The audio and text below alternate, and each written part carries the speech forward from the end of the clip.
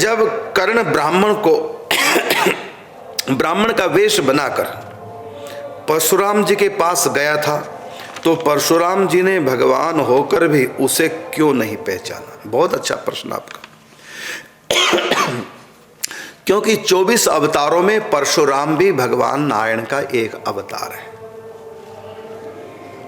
तो परशुराम भगवान है, ऐसा शास्त्रों में लिखा हुआ है, हमारे भागवत में सब ग्रंथों में लिखा हुआ है। तो आपका प्रश्न है कि जब वो भगवान है तो कर्ण जब आया ब्राह्मण का वेश बना के वो झूठ बोल गया कि मैं ब्राह्मण हूं, तो क्यों नहीं पहचाना? इसके दो प्रकार के उत्तर हैं। एक तो ये है कि भगवान जब आते हैं वो डायरेक्ट भगवान नहीं आते, वो किस ना किसी के मार्फत आते। या तो नर बन के आएंगे तो फिर नर जैसी लीला करेंगे, सिंह बन के आए नरसिंह तो सिंह जैसे खेल कर दिया, वराह बन के आए तो वराह जैसा खेल कर दिया, मत्स्य अवतार मछली के अवतार लिया तो मछली जैसा काम कर दिया, एक बार नारी के अवतार में भगवान आए तो नारी जैसा काम किए। तो जिस भी अवतार में भगवान आते हैं उसी के अनुरूप भगवान खेल करते हैं। तो नर लीला में आए तो इसलिए नर तो कहेगा कि भी उसको तो धोखा हम दे सकते हैं, कहेंगे तुम कौन हो। ऐसे राम जी नर रूप में आए हैं तो पूछ रहे हैं, हे खग मृग हे मधुकर श्रेणी, तुम देखे सीता मृग नैनी, क्या तुमने सीता को देखा? तब तो सत्य की तरह आप भी यही कहेंगे, ये काहे का भगवान है जिसको ये नहीं पता सीता कौन ले गया। जो पूछ रहे हैं लता वताओं से, जो भृंगों से पूछ रहे हैं, जो भी आ रहा रास्ते में पूछते हैं तुमने मेरी सीता को देखा, फिर तो तुम राम को भी यही कहोगे।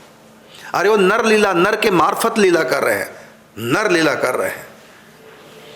और दूसरा उत्तर ये है, आपका एक उत्तर तो दे दिया मैंने, ये उत्तर इसलिए दिया कि और भी अवतारों के साथ ये फिट होता है, लेकिन परशुराम जी के अवतार की बात रही है। अब इसका उत्तर दूसरा भी है, वो ये कि परशुराम जी भगवान के आवेश अवतार हैं।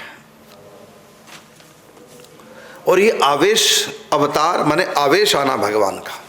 तो परशुराम जी ब्राह्मण है और एक मनुष्य है, लेकिन उनमें भगवान का अवतार आ गया, हो गया, उनके अंदर भगवान का अवतार हुआ।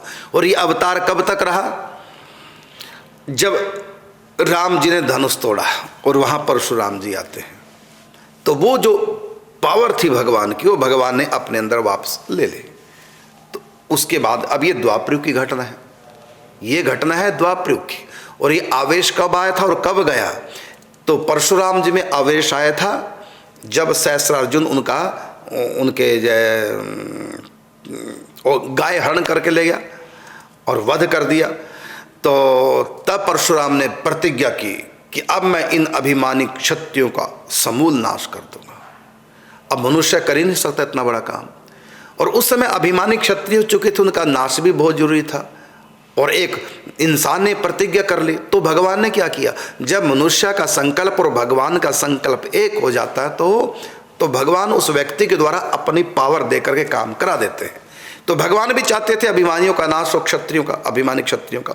और इधर परशुराम ने प्रतिज्ञा कर ली, लेकिन परशुराम इतनी पावर नहीं थी। तो क्या किया? स्वयं भगवान उनके अंदर प्रवेश कर गए, परशुराम जी के अंदर, और क्षत्रिय विहीन कर दिया पृथ्वी को। अभिमानी क्षत्रिय, सब क्षत्रिय केवल जो अभिमानी थे, तो अभिमानी क्षत्रिय विहीन धरती को कर दिया। तो ये किसने किया? ये भगवान ने किया। इसलिए परशुराम जी भगवान के अवतार मानेंगे। और ये अवतार उनमें कब तक रहा?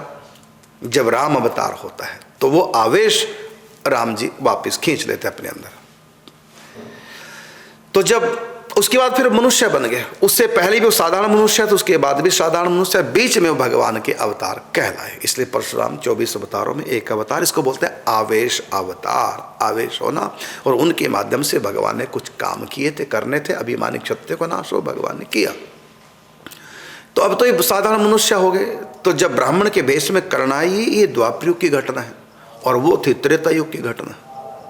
तो त्रेता युग में वो भगवान थे साक्षात, उनके भीतर भगवान का आवेश था। और जब राम जी ने धनुष तोड़ा, उसके बाद जब परशुराम जी आए तो आवेश समाप्त हो गया। अब वो साधारण मनुष्य। अब वर्तमान में जब गए परशुराम जी के पास ब्राह्मण बन के कर्ण, तो नहीं पहचान पाए, क्योंकि मनुष्य थे, नहीं पहचाना। और जब पहचान गए तब श्राप दिया कि झूठ बोला तुमने गुरु से। गुरु से जो कपट करते हैं, विद्या उनके समय पे काम नहीं आती।